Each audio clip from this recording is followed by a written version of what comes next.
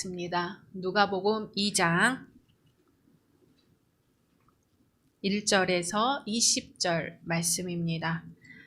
누가복음 2장 1절에서 20절 말씀까지 우리 한 절 한 절 교독하시겠습니다.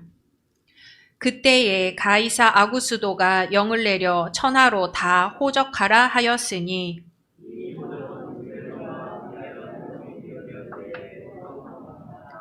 모든 사람이 호적하러 각각 고향으로 돌아가매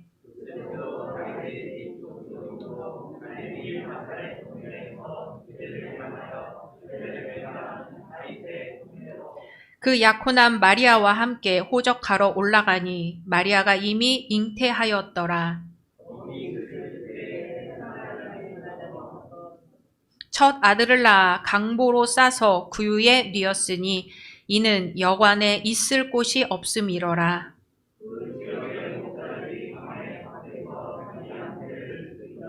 주의 사자가 곁에 서고 주의 영광이 그들을 두루 비추매 크게 무서워하는지라.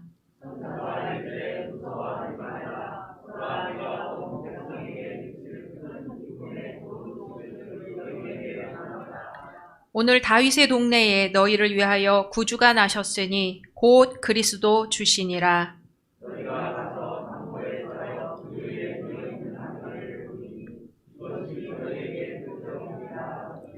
호련히 수많은 천군이 그 천사와 함께 하나님을 찬송하여 이르되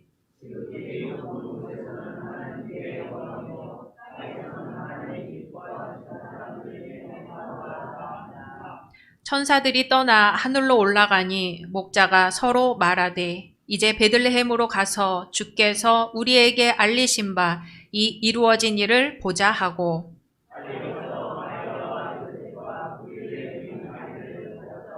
보고 천사가 자기들에게 이 아기에 대하여 말한 것을 전하니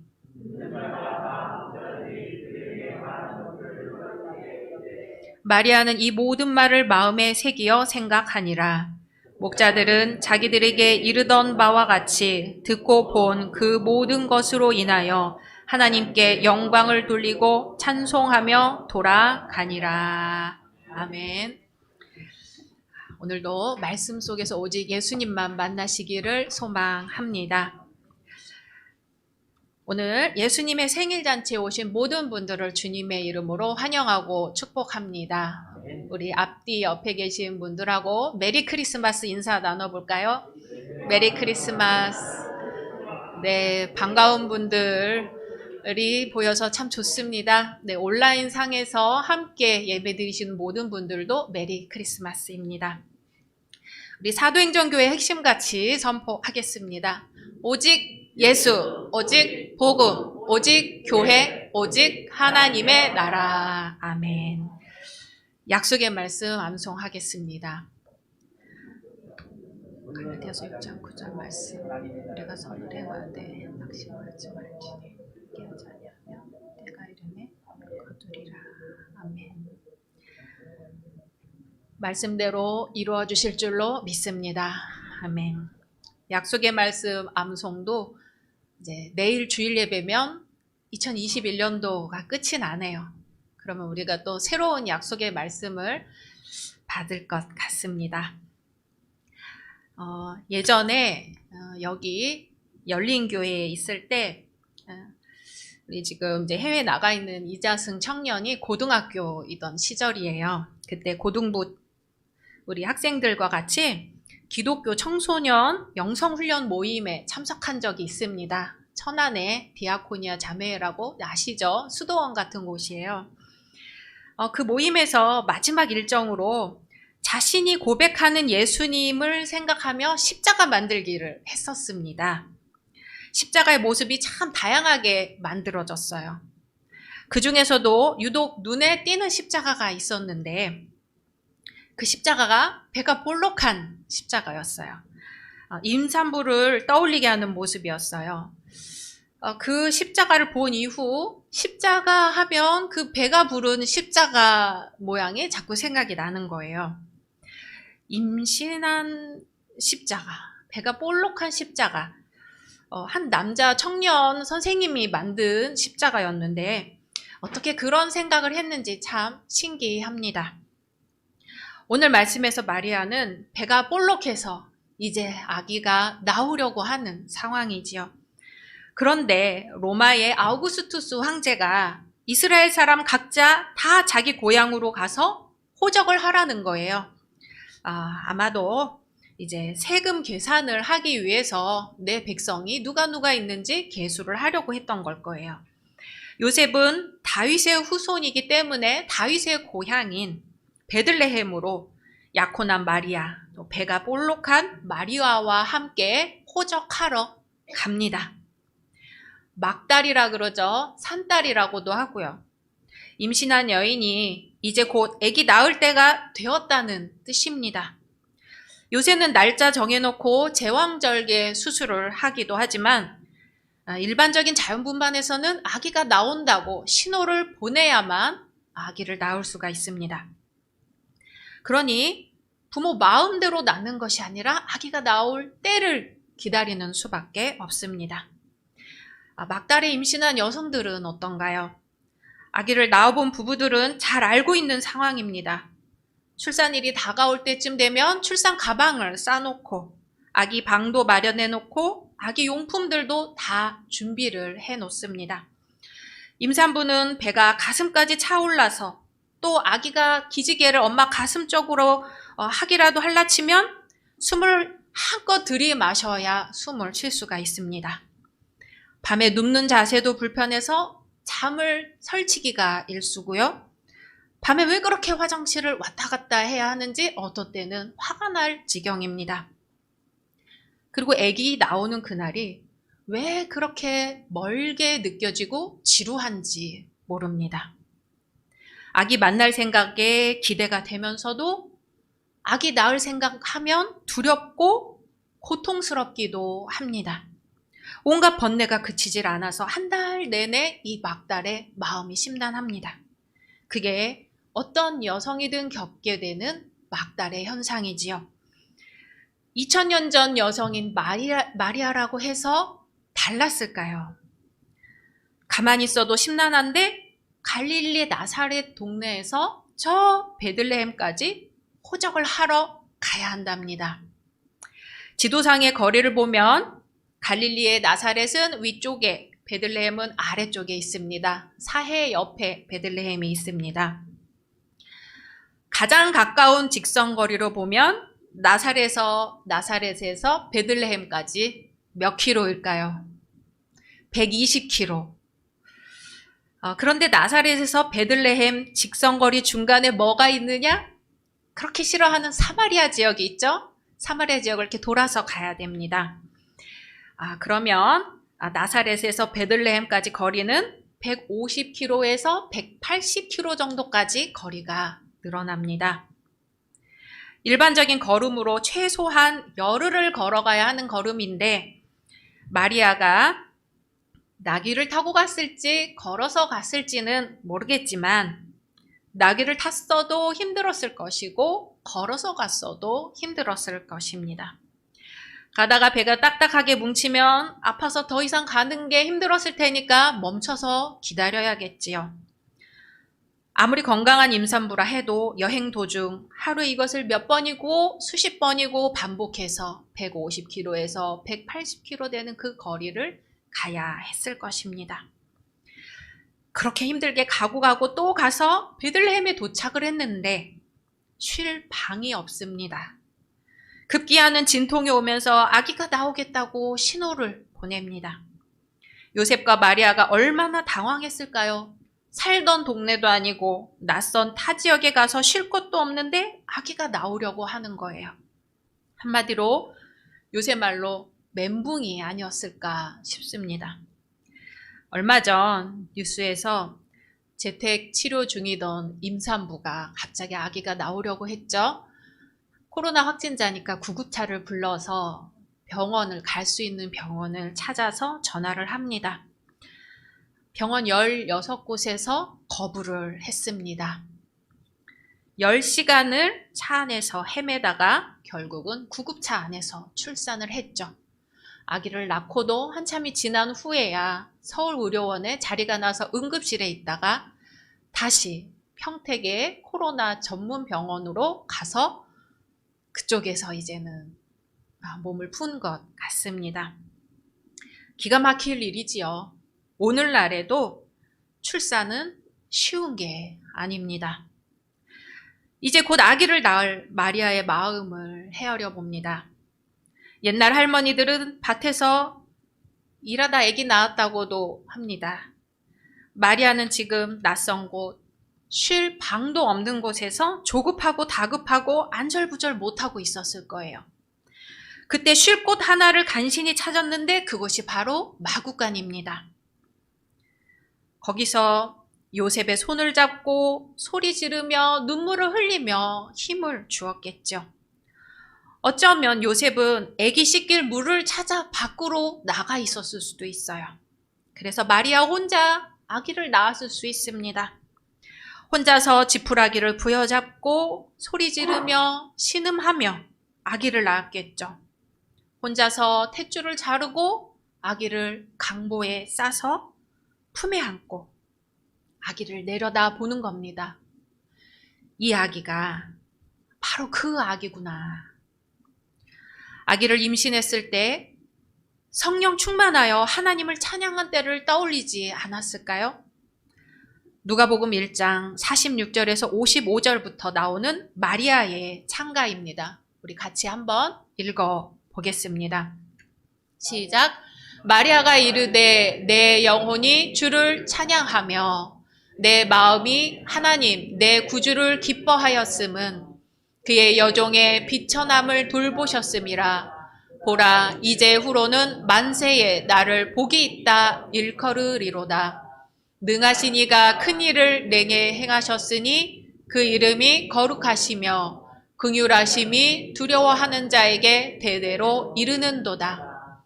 그의 팔로 힘을 보이사 마음의 생각이 교만한 자들을 흩으셨고 권세 있는 자를 그 위에서 내리치셨으며 비천한 자를 높이셨고 줄이는 자를 좋은 것으로 배불리셨으며 부자는 빈손으로 보내셨도다. 그 종 이스라엘을 도우사 긍휼히 여기시고 기억하시되 우리 조상에게 말씀하신 것과 같이 아브라함과 그 자손에게 영원히 하시리로다 하니라. 아멘. 이 말씀을 이루시기 위해 하나님은 마리아가 낯선 곳에서 예수님을 낳게 하셨을 것입니다. 우리가 낯선 곳에 있을 때 예수님은 그곳에 함께 하시는 줄로 믿습니다. 이 말씀을 이루시기 위해 하나님은 마리아가 자신의 집도 아니고 역시 궁궐도 아니고 허름한 마구간의 한켠에서 예수님을 낳게 하셨을 것입니다. 우리가 집도 절도 없이 갈 곳이 없을 때라도 예수님은 그곳에 함께 하시는 줄로 믿습니다. 이 말씀을 이루시기 위해 하나님은 마리아가 시중드는 많은 사람들 가운데에서 있는 것이 아니라 요셉과 단둘이 아니면 홀로 예수님을 낳게 하셨을 것입니다. 우리 옆에 아무도 없고 홀로 외롭게 있을 때라도 예수님은 그곳에 함께 하시는 줄로 믿습니다. 이 말씀을 이루시기 위해 하나님은 마리아가 아기 예수님을 품에 안게 하셨을 것입니다. 우리는 세상 그 무엇보다 소중한 예수님을 가슴에 품고 사는 사람들인 줄로 믿습니다. 이 아기가 바로 그 아기구나. 신학대학원 다니던 시절 예배 시간에 어느 목사님 오셔서 설교를 하셨어요. 앞뒤 내용은 잘 생각이 나지 않는데 늘 마음에 새기게 되는 그 말씀 한 자락이 있습니다. 그 목사님의 어린 딸이 큰 병을 앓았던 모양이에요. 목사님이 하나님께 이렇게 기도하셨다는 거예요. 하나님 살려주십시오. 제발 살려주십시오. 제 자식도 아니고 하나님 자식이지 않습니까? 그러니 하나님께서 책임지십시오 하고 따져 물으셨다는 이야기예요. 심각한 이야기인데 그 말씀 들을 때 저도 다른 학생들도 다 같이 웃었어요. 저는 심각하게 그 말씀을 듣고 나서 고민이 되는 거예요. 아직 결혼도 하기 훨씬 전이었지만 고민했어요. 내가 앞으로 아기를 낳게 되면 이 자식은 누구의 자식인가? 내 자식이라면 내 마음대로 키울 것이요? 하나님 자식이라면 하나님 마음에 맞게 키워야 할 것이다. 이 고민에 답을 못 내리면 결혼도 못하고 아기도 못 낳을 것 같았어요. 한참 고민을 하다 결론을 내렸습니다. 그 목사님 고백처럼 저 역시 내 자식은 내가 낳았다고 해서 내 자식이 아니고 하나님의 자식이다. 그러니 하나님 뜻대로 키워야겠구나. 결론이 내려져서 결혼도 하고 아기도 낳았습니다. 그래서 하나님이 맡겨주신 아이 잘 키우도록 대리 부모인 저희에게 지혜도 주시고 아기가 크는 동안 부족함이 없도록 하나님 뜻으로 키우게 해달라고 기도도 하게 되었습니다. 사실 생각과 현실은 매우 달랐다는 것을 고백합니다. 이 아기가 바로 그 아기구나. 아기를 품에 안은 마리아는 생각했을 것입니다. 천사가 알려준 그 아기. 하나님은 이 아기를 통해서 이스라엘을 구원하실 것이라고 하셨는데 이 아기를 이제 어떻게 키워야 할까? 아기가 뱃속에 있을 때는 낳을 걱정이지만 아기를 낳고 나니까 이제 키울 걱정이죠. 예언자 마리아에게 이제 이 아기를 어떻게 키워야 할지가 과제예요. 마구간의 가축도 허름한 구유도 볼품없는 출산 장소도 마리아에겐 중요한 게 아닙니다. 이제 이 아기를 하나님의 아이 예수로 양육하는 것이 마리아의 사명입니다. 이런 생각을 하고 있을 때 목자들이 찾아옵니다. 너무나 평범하고 가난한 이들이죠. 그날도 밤에 밖에서 양태를 지키고 있었습니다. 그때 천사가 이 목자들에게 나타났는데 주님의 영광이 비치자 이 목자들도 예전 마리아처럼 무서워합니다. 그리고 천사가 말합니다. 누가복음 2장 10절에서 12절 같이 읽습니다. 천사가 이르되 무서워하지 말라. 보라, 내가 온 백성에게 미칠 큰 기쁨의 좋은 소식을 너희에게 전하노라. 오늘 다윗의 동네에 너희를 위하여 구주가 나셨으니 곧 그리스도 주시니라.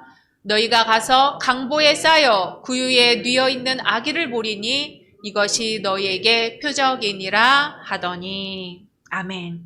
이 말을 할 때 수많은 천군과 천사들이 나타나서 하나님을 찬양합니다. 14절 읽습니다. 지극히 높은 곳에서는 하나님께 영광이요 땅에서는 하나님이 기뻐하신 사람들 중에 평화로다 하니라. 아멘. 하나님은 세상에서 가장 낮은 자리에 있고 가장 평범한 사람인 목자들에게 소식을 전하셔서 그들에게 기쁨이 되게 하셨습니다. 왕궁에 있는 높은 사람들에게 기쁨이 되는 것이 아니라 가장 낮은 자리에 있는 사람에게 기쁨이 되게 하셨습니다. 목자들은 기쁜 마음을 안고 아기 예수님께 찾아와 경배드리고 자신들에게 일어난 일을 전했습니다. 그 소식을 들을 때에 마리아는 이 모든 말을 마음에 새겼습니다. 아기 예수님을 하나님의 아이로 키워야 할 사명이 있는 마리아는 이 모든 말을 마음에 새겼습니다. 맨 처음에 말씀드린 배가 부른 십자가를 생각해 봅니다. 배가 부른 십자가를 생각해 보면 곧 아기 예수님이 태어날 때가 되어 배가 부른 마리아가 먼저 떠오릅니다. 십자가에 달리신 예수님이 무언가를 잉태하셨다면, 그래서 곧 산딸이라면 세상에 무엇을 내놓으실까도 생각을 해봅니다. 예수님이 내놓으시는 그것은 곧 부활이요 생명이요 온 세상을 구원할 큰 기쁨의 좋은 소식일 것입니다. 성령이 마리아에게 임하시고 마리아를 덮으셔서 마리아는 예수님을 잉태하게 되었습니다. 그리고 예수님을 낳았지요. 이제 하나님의 말씀이 우리에게 들려질 때 성령님이 우리에게 임하시고 우리를 덮으신다면 마리아가 예수님을 잉태한 것과 같이 우리도 말씀을 우리 안에 잉태하여 때가 되면 우리도 말씀을 낳겠지요. 우리가 아기 예수님을 낳는 것은 아니지만 사도 바울이 나는 죽고 내 안에 예수님이 사신다는 고백은 우리에게도 이루어질 수 있습니다. 그래서 예수님을 가슴에 품은 우리 한 사람 한 사람은 작은 말씀들입니다. 우리 각 사람이 말씀의 한마디 한마디, 말씀의 한 문장 한 문장을 우리의 몸으로 살아내는 것입니다. 어떤 사람은 예수님을 만나 아픈 몸이 치유되는 역할을 맡을 것입니다. 어떤 사람은 아픈 친구를 지붕에서 예수님 앞으로 끌어내리는 내 친구의 역할을 맡을 것입니다. 어떤 사람은 눈물로 예수님의 발을 씻기는 막달라 마리아의 역을 맡을 것입니다. 어떤 사람은 키가 작다고 포기하지 않고 뽕나무 위에 올라가서 예수님을 보는 삭개오 역을 맡을 것입니다. 어떤 사람은 이름도 빚도 없이 예수님을 따르며 예수님의 사역을 돕는 역을 맡을 것입니다. 이렇게 우리 각 사람이 작은 말씀이 되고 문장을 이루고 문단을 이루고 한 권의 성경이 되어 열린교회의 복음이 되는 것입니다. 하나님의 말씀은 살아 역사하는 힘이 있습니다. 그래서 우리가 말씀을 품고 말씀으로 살아갈 때 말씀이 역사하시고 말씀이 살아계시고 말씀이 움직이십니다. 그래서 가난한 이에게 도움이 되고 억눌린 자에게 자유가 되고 슬픔을 당한 자에게 위로가 되고 외로운 이에게 친구가 될 것입니다. 그래서 예수님을 만난 우리들의 고백이 열린교회의 복음이 되고 세상에 전해져서 그 소식을 듣는 이마다 예수님을 만나는 은혜가 있을 줄로 믿습니다. 절망 가운데서도 하나님은 우리와 함께 하신다는 소식이 전해져 모든 이에게 큰 기쁨이 될 줄로 믿습니다. 우리의 인생은 배부른 마리아가 그 길을 떠나는 여정과 같습니다. 막달의 배가 불러 가는 걸음걸음이 불편하고 주저앉아 더 이상 가고 싶지 않을 때도 있습니다. 그러나 임신한 것을 알고도 함께하고 배려하는 요셉이 있기에 나를 생각해주는 그런 사람들이 옆에 있기에 우리는 다시 일어날 수 있습니다. 곧 만날 아기를 생각하며 가슴이 벅차오르다가도 진통에 대한 두려움 때문에 가슴을 졸이기도 하지요. 우리 삶에도 즐거움과 기쁨이 있지만 알 수 없는 미래에 대한 두려움이, 막막함이 같이 있습니다. 그러나 마리아에게 아기 예수님이 함께 하셨듯 우리 인생에는 우리 홀로 있는 것이 아니라 우리 곁에 인간의 몸을 입고 오신 우리 예수님이 함께 하시는 줄로 믿습니다. 마리아가 아기 예수님이 태어나실 때와 장소를 몰랐듯 우리도 언제 어디서 예수님을 만날지 모릅니다. 그러니 깨어 기다리고 준비할 뿐입니다. 그래서 성경에 쓰여진 말씀은 그냥 글자가 아닙니다. 깨어 기다리고 준비하다 하나님을 만나고 예수님을 만났던 사람들의 삶이고 그 흔적들입니다. 그 사람들이 그랬던 것처럼 우리 열린 성도님들이 말씀을 품고 걸어가는 그 길이 말씀이 되고 복음이 될 때 그 길 어디쯤에선가 우리들도 예수님을 만나게 됩니다. 평범하고 가난했던 목자들이 천사들에게 들은 기쁜 소식을 전했을 때 마리아가 마음에 새기었던 것처럼 우리도 오늘 예수님이 탄생하셨다는 기쁜 소식을 듣고 마음에 새겨 그 기쁨을 품고 살게 되기를 주님의 이름으로 소망합니다.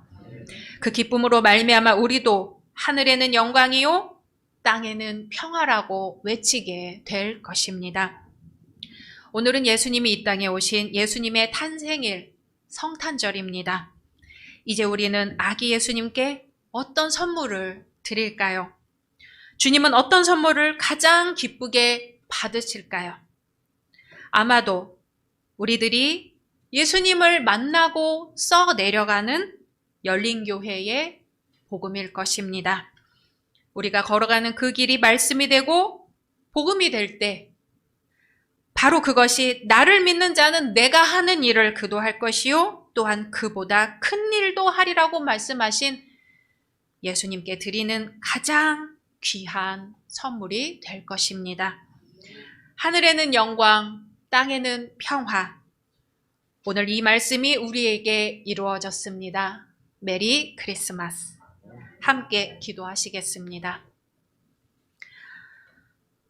온 세상을 구원하시기 위해 이 땅에 오신 예수님, 기쁜 소식이 전해지길 간절히 기다리는 이들을 생각해 봅니다. 세월호 유가족, 미수습자 가족들, 코로나19로 가슴이 텅 빈 국민들, 의료진들, 위안부 할머니들의 눈물, 가난한 이들, 몸이 아픈 이들, 억울한 이들, 배고픈 이들, 부모가 없는 아이들, 의지할 곳 없는 이들, 노숙인들, 독거노인들, 이들에게 아기 예수님의 탄생이 기쁜 소식이 되게 해 주옵소서. 예수님의 이름으로 기도드립니다. 아멘.